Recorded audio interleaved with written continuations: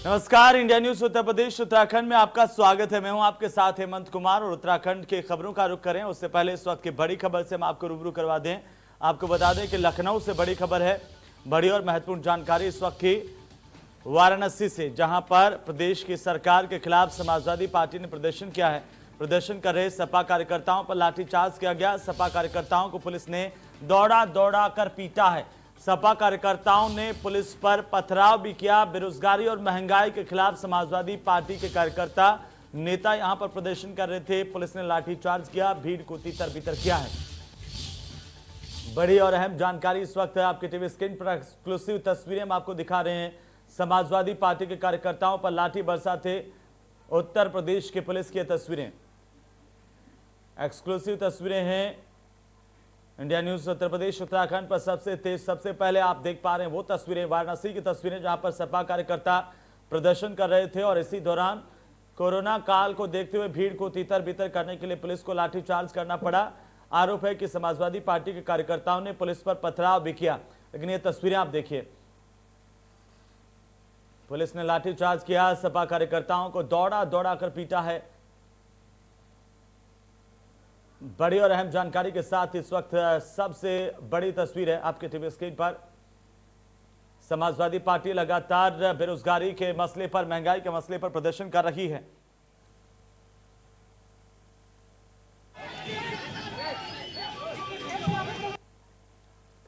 तो प्रदर्शन कर रहे समाजवादी पार्टी के कार्यकर्ताओं पर लाठीचार्ज किया गया है वाराणसी में। बड़ी और अहम जानकारी इस वक्त की।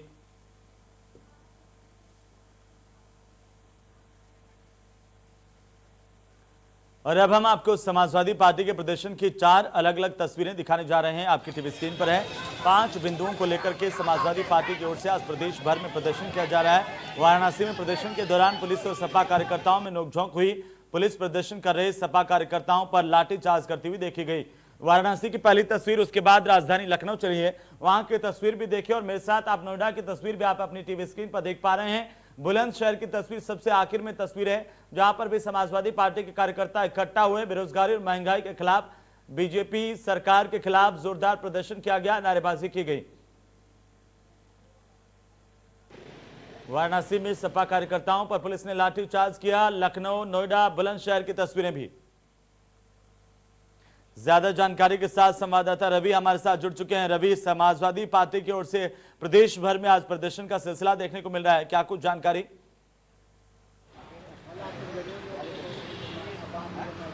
देखिए, वाराणसी, नोएडा, गाजियाबाद समेत लखनऊ में प्रदर्शन हुआ है। उसके अलावा तमाम से दूसरे जिले वहां पर प्रदर्शन हुआ। गाजियाबाद में किसानों का प्रदर्शन हुआ है। साफ तौर पे किसानों का कहना है कि जो अध्यादेश लाया जा रहा है वो किसानों के हितों में नहीं, जिसको ना लाया जाए। उसके अलावा अगर बात करें तो समाजवादी पार्टी का प्रदेश के अलग अलग जिलों में विरोध प्रदर्शन हुआ है। लखनऊ में कलेक्ट्रेट पर समाजवादी पार्टी यूथ का जो विरोध प्रदर्शन वो देखने को मिला। साफ तौर पर तमाम सारे कार्यकर्ता कलेक्ट्रेट पहुंचे थे और साफ तौर पर जिलाधिकारी के माध्यम से उन्होंने उत्तर प्रदेश के राज्यपाल को ज्ञापन भेजा, जिसमें साफ तौर पर उन्होंने जो मांग की है, बेरोजगारी को लेकर मुद्दा बनाया है। उसके अलावा किसानों की समस्याओं को उठाया, कानून व्यवस्था को लेकर जो मुद्दा है वो उठाया। उसके अलावा अगर बात करें तो बीएड समेत अन्य पाठ्यक्रमों में दलित छात्रों का शुल्क 0 बहाल किया जाए, इसको लेकर जो विरोध प्रदर्शन वो करने को मिला है। वाराणसी में लाठीचार्ज हुआ है। उसके अलावा अगर बात करें तो उत्तर प्रदेश के अलग अलग जो जिले हैं वहां पर समाजवादी पार्टी के लोगों ने अपना विरोध जताया। साफ तौर पर अगर बात करें तो लगातार कोरोना काल जिस तरीके चल रहा है, कोरोना काल में जिस तरीके से जो खरीद फरोख्त हुई है उसमें घोटाले को लेकर अभी हाल ही में विरोध प्रदर्शन देखने को मिला है। कांग्रेस ने किया, आम आदमी पार्टी ने किया, वही समाजवादी पार्टी भी अब सड़कों पर लगातार सत्ता पक्ष को घिरती नजर आ रही। निजीकरण का विरोध हो रहा है। उसके अलावा किसानों की समस्या है उसको लेकर जो विरोध है वो हो रहा है। बेरोजगारी की समस्या को लेकर विरोध हो रहा है। कानून व्यवस्था को लेकर लगातार विरोध किया जा रहा है। उसी को लेकर आज विरोध प्रदर्शन समाजवादी पार्टी के लोगों को देखने को मिल रहा है। बिल्कुल रवि, जिस तरह से आप जिक्र कर रहे हैं तमाम मुद्दों को लेकर के समाजवादी पार्टी लगातार हल्ला बोल रही है। और अभी वाराणसी की तस्वीरें भी अपने दर्शकों को हम दिखा रहे थे किस तरह से लाठीचार्ज हुआ है। अगर राजधानी लखनऊ की बात करें तो वहां पर भी किस तरह से प्रदर्शन और हल्ला बोल समाजवादी पार्टी का सरकार के खिलाफ देखने को मिला।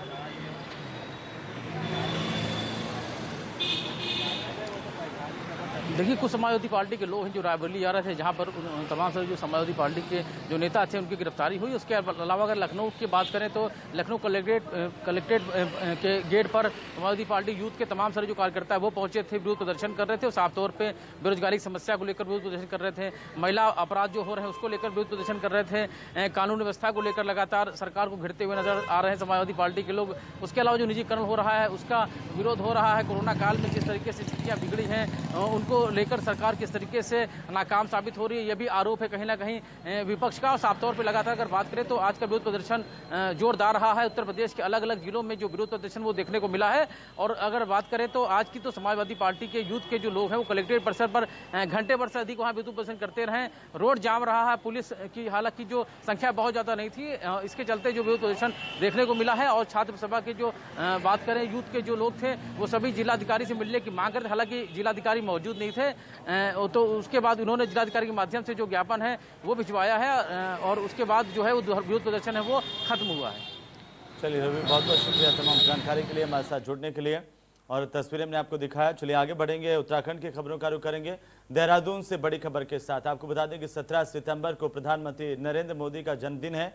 जन्मदिन के मौके पर भारतीय जनता पार्टी की ओर से सेवा सप्ताह का आयोजन किया जा रहा है। इसी खास मौके पर मुख्यमंत्री त्रिवेंद्र सिंह रावत ने बयान दिया और कहा कि प्रधानमंत्री हम सभी के अभिभावक की तरह से हैं। 14 से 20 सितंबर तक सेवा सप्ताह, उनके जन्मदिन के सप्ताह को मनाया जाएगा। प्रधानमंत्री की दीर्घायु और स्वस्थ जीवन की सभी कामना करें। भगवान बद्री विशाल और बाबा केदार से कामना करने की बात उन्होंने कही है। क्या कुछ मुख्यमंत्री की ओर से कहा गया वो आप सुनिए।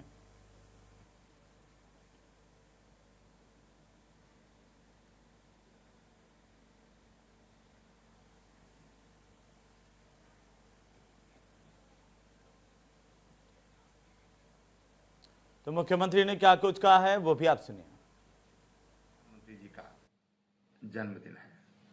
हमारे प्रधानमंत्री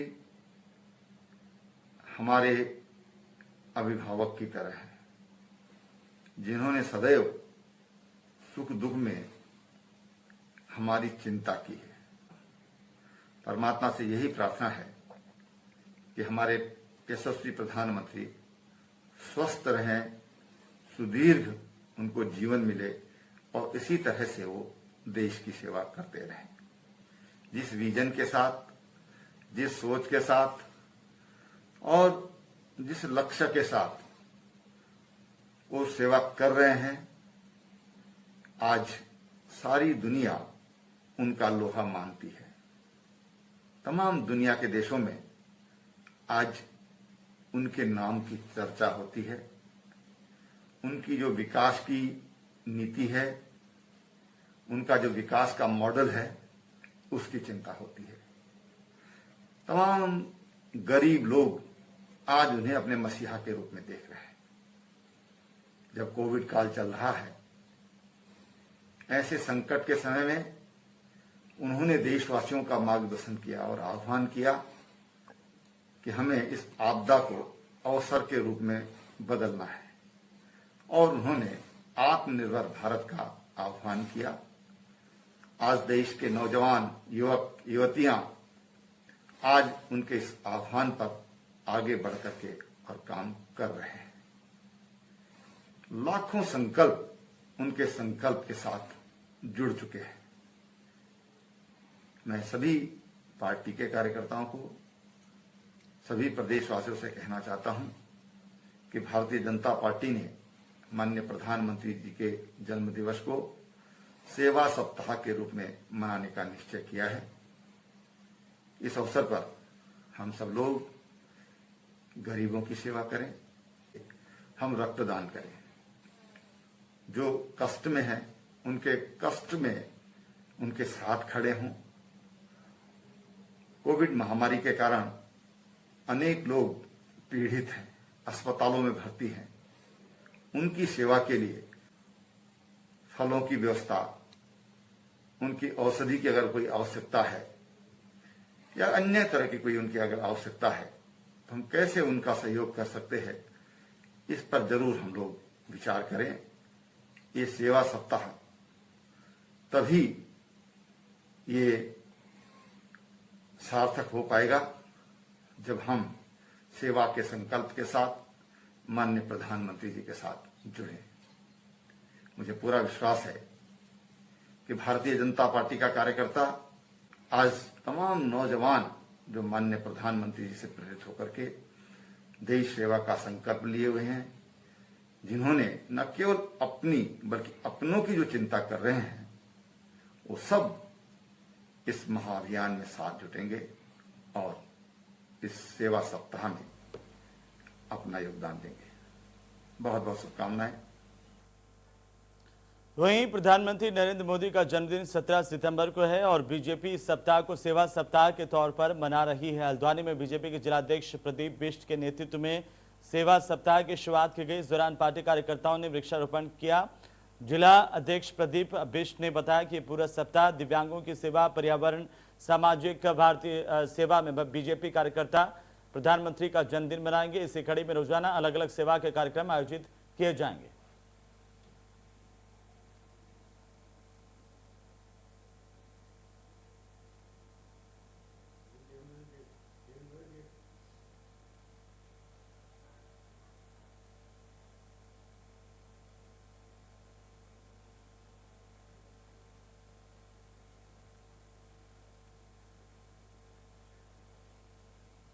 चलिए आगे बढ़ेंगे। हरिद्वार से खबर है जहां पर शराब की दुकान के मैनेजर से लाखों रुपए की लूट हुई है।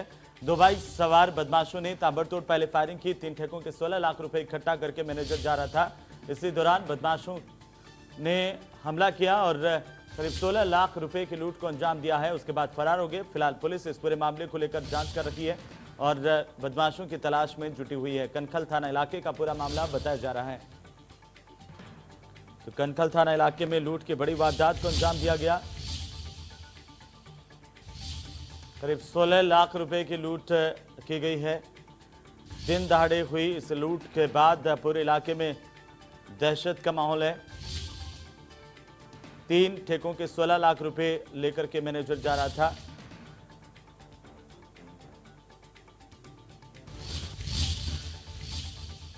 चलिए आगे बढ़ेंगे। मसूरी से बड़ी खबर है जहां पर मौसम ने अपनी करवट बदली है। बारिश होने से यहां पर तापमान में गिरावट आई है, जिससे लोगों ने राहत की सांस ली। मौसम विभाग ने अलर्ट जारी किया था। पहले ही पहाड़ी इलाकों में बारिश का अनुमान जताया गया था और आखिरकार बारिश की वजह से मौसम खुशनुमा हो गया। खासतौर पर पर्यटकों के लिहाज से बेहतरीन मौसम कहा जा सकता है। तो मसूरी में आने वाले पर्यटक इस बारिश का जमकर लुत्फ उठाते हुए नजर आए। बड़ी अपडेट इस वक्त की। मौसम विभाग ने इसे लेकर अलर्ट जारी किया था बारिश को लेकर के और आखिरकार बारिश हुई है, जिससे मौसम खुशनुमा हो गया।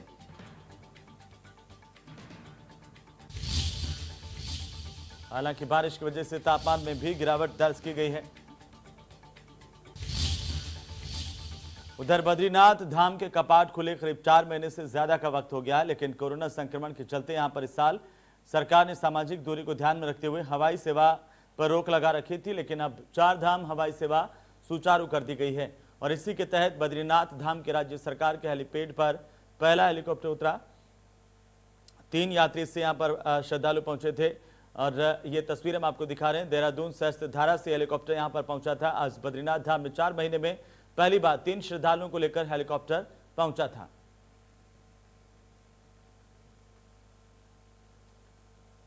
तो अब हवाई सेवा आज से सुचारू कर दी गई है। हेलीकॉप्टर के जरिए श्रद्धालु यहां पर पहुंच पाएंगे।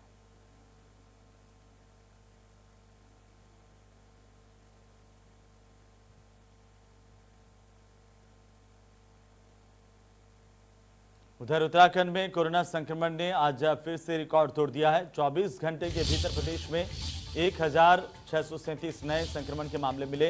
इसके साथ ही अब प्रदेश में मरीजों की संख्या 31,000 के पार कर गई है।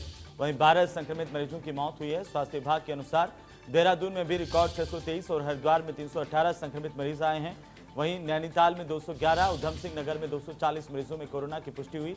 अल्मोड़ा में 16, बागेश्वर में 13, चमोली में 7, चंपावत में 32, पौड़ी में 57, पिथौरागढ़ में 34, रुद्रप्रयाग में 12, टिहरी में 27 और उत्तरकाशी में 47 संक्रमित मरीज सामने आए हैं। इस तरह से कोरोना के मामले लगातार बढ़ रहे हैं।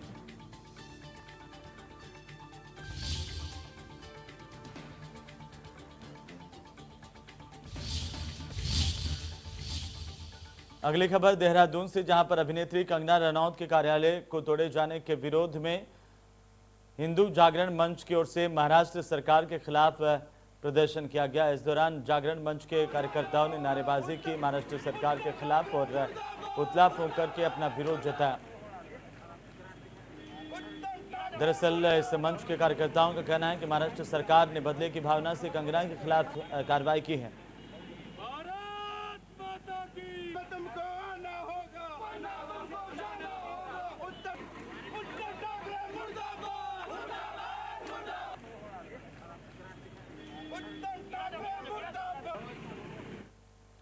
उधर हरिद्वार ज्वालापुर से बीजेपी के विधायक सुरेश राठौड़ की एजेंसी पर मृतक कर्मचारियों के परिजन मुआवजे की मांग को लेकर हंगामा कर रहे हैं और प्रदर्शन कर रहे हैं। मौके पर पुलिस फोर्स तैनात है। दरअसल गैस एजेंसी में कार्यरत एक कर्मचारी का पेट से लटका हुआ शव मिला था पिछले दिनों और इसे लेकर पुलिस ने पंचनामा करके जिला अस्पताल पोस्टमार्टम के लिए शव को भिजवाया था और परिजनों को कहा था कि अपने घर ले जाइए, लेकिन परिजन जो है वो यहाँ पर पहुंच चुके हैं शव को लेकर के और प्रदर्शन कर रहे हैं। परिजनों ने हत्या कर शव को लटकाने के आरोप लगाए हैं। गैस एजेंसी के गोदाम पर पहुंचे परिजनों ने जोरदार प्रदर्शन किया, न्याय की मांग की है। परिजन दोषी कर्मचारियों के खिलाफ कार्रवाई की मांग करते हुए उचित मुआवजा देने की मांग कर रहे हैं, लेकिन उनकी सुनने वाला कोई नहीं है। पुलिस अधिकारियों का कहना है कि पोस्टमार्टम रिपोर्ट आने के बाद आगे की कार्रवाई होगी।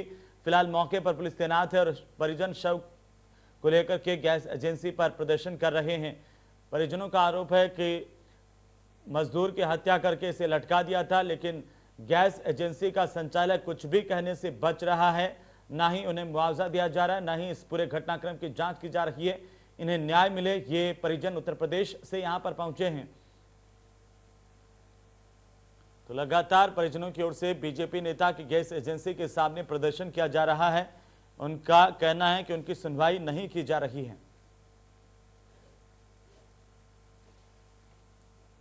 उधर ऋषिकेश एम्स में भर्ती मरीजों से अब संवाद के जरिए मरीजों की कुशलता के बारे में जाना जा सकता है। दरअसल कोविड मरीजों का इलाज कर रहे डॉक्टरों और मरीजों के परिजनों के बीच की दूरी को समाप्त करने के लिए एम्स ऋषिकेश में नई व्यवस्था की शुरुआत की गई। इस व्यवस्था के तहत अस्पताल प्रशासन ने एम्स के ओपीडी ब्लॉक में स्थित कंट्रोल रूम के निकट एक संवाद डेस्क स्थापित की। ये डेस्क दैनिक तौर पर कोविड मरीजों की अपडेट उपलब्ध करवाएगी और साथ ही इस संबंध में जानकारी देते हुए अस्पताल प्रशासन के डीन प्रोफेसर यूबी मिश्रा ने जानकारी दी कि कोविड मरीजों की कुशलता और उनके स्वास्थ्य संबंधी जानकारी प्राप्त करने के लिए परिजन संवाद डेस्क के 7217014336 नंबर पर संपर्क कर सकते हैं। यह व्हाट्सएप नंबर है जिस पर वीडियो कॉल भी की जा सकती है।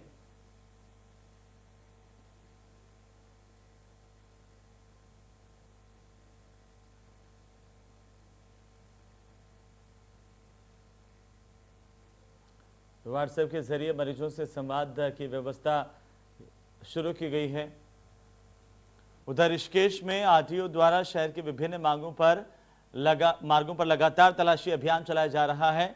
बिना हेलमेट और बिना कागजात की गाड़ी चलाने वालों के खिलाफ कड़ी कार्रवाई की जा रही है। कार्रवाई होने से लोगों में हड़कंप मचा हुआ है। आपको बता दें कि उत्तराखंड में कोरोना संक्रमण के चलते पिछले काफी समय से एआरटीओ विभाग की ओर से कोई भी कार्रवाई नहीं की जा रही थी, जिसके चलते लोग लगातार नियमों की धज्जियां उड़ाते सरेआम देखे जा सकते थे। इसी को देखते हुए जिलाधिकारी देहरादून के आदेश पर एआरटीओ अरविंद पांडे की ओर से लगातार ऋषिकेश के विभिन्न क्षेत्रों में तलाशी अभियान चलाया जा रहा है।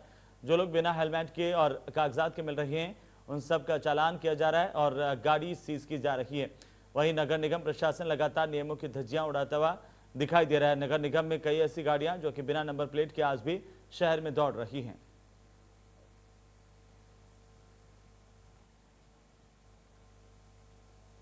चलिए आगे बढ़ेंगे। काशीपुर में चंचल फाउंडेशन की नींव 2 महीने पहले ही रखी गई थी, लेकिन फाउंडेशन के सदस्यों ने महामारी के चलते लोगों को कच्चा राशन और समय समय पर मास्क भी वितरित किए। चंचल फाउंडेशन के सदस्य निम्मी ने कहा कि गरीब मजदूर बेसहारा लोगों की मदद के लिए हमारा फाउंडेशन आगे आया है।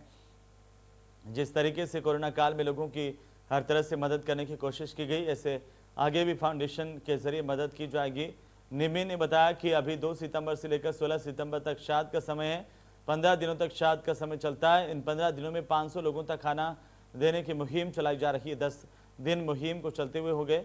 अगले 5 दिन और लोगों की मदद की जाएगी। चंचल फाउंडेशन आगे भी ये लगातार काम करेगा।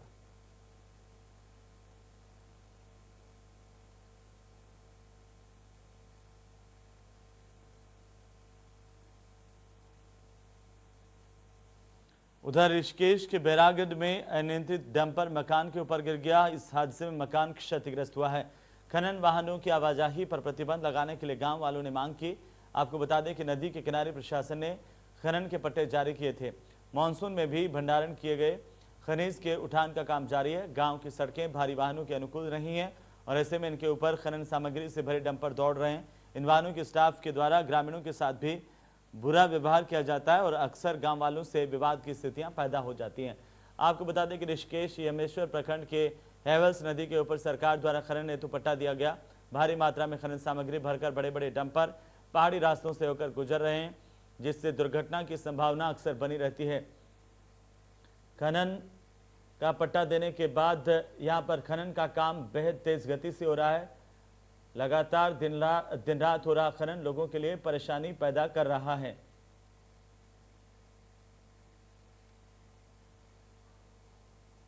अनियंत्रित डंपर एक मकान के ऊपर गिरा, जिससे हादसा हुआ है। यह मकान क्षतिग्रस्त हुआ है। लोगों का आरोप है कि सरकार ने इस तरह से बिना व्यवस्थाओं के खनन पट्टे जारी कर दिए, जिससे कई खनन माफिया यहां पर सक्रिय हो गए हैं। लगातार अनियंत्रित तरीके से खनन किया जा रहा है।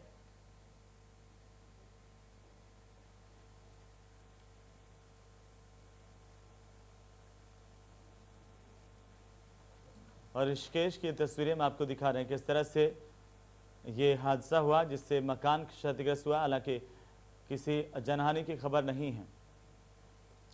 उधर हल्द्वानी में आमरण अनशन पर बैठे हुए पार्षद को पुलिस ने जबरन उठा दिया। अनशन स्थल पर मौजूद पार्षदों के साथ पुलिस की ओर से धक्का मुक्की भी की गई। पिछले 3 दिनों से ये पार्षद अनशन पर बैठा हुआ था। निगम का पार्षद निजी स्कूलों की फीस माफी को लेकर के लगातार अनशन कर रहा था। कल देर रात को पुलिस ने पार्षद को उठाकर अस्पताल पहुंचा दिया।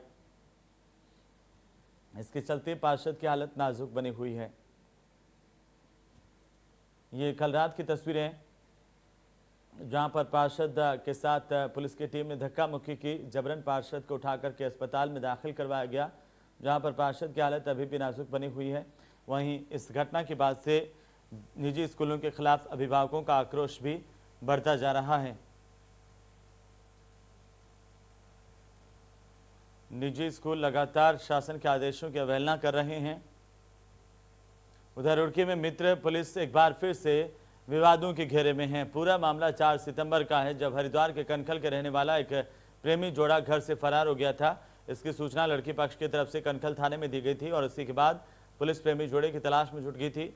मुखबिर की सूचना पर पुलिस को पता चला कि प्रेमी जोड़ा चंडीगढ़ में कहीं छिपा हुआ है। इसके बाद पुलिस की टीम चंडीगढ़ पहुंची थी और प्रेमी जोड़े को पकड़कर वापस लौट रहे थे। इसी बीच प्रेमी की हालत संदिग्ध परिस्थितियों में खराब हुई और उसे रुड़की स्थित आरोग्यम अस्पताल में भर्ती करवाया गया। अस्पताल में भर्ती करवाए गए प्रेमी की मौत हो गई है। इस मामले की सूचना पर प्रेमी के परिजन मौत को संदिग्ध मानते हुए पुलिस पर कई गंभीर आरोप लगा रहे हैं और निष्पक्ष जांच की मांग की गई है। फिलहाल मृतक का पोस्टमार्टम किया जा रहा है। वहीं पुलिस पूरे मामले में कुछ भी कहने से बच रही है। परिजनों का आरोप है कि इस प्रेमी युवक के साथ पुलिस की ओर से मारपीट की गई थी, जिससे इसकी मौत हुई है। और इसी के साथ ही बुलेटिन में फिलहाल इतना ही। आप देखते रहिए इंडिया न्यूज। नमस्कार।